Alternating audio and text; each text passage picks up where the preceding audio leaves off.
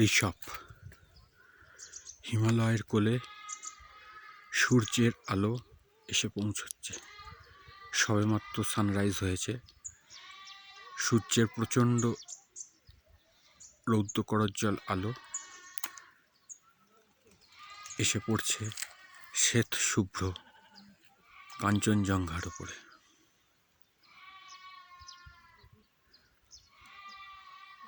পুরো রেঞ্জ পরিষ্কার দেখা যাচ্ছে। আশপাশটা কুয়াশায় ঢাকা থাকলেও কাঞ্চনজঙ্ঘার উপরে সূর্যের আলো এসে পৌঁছেছে। অসাধারণ পরিবেশ, আর চারপাশটা যেন মায়াবী এক রূপকথা তৈরি করেছে। মন ভরে গেল।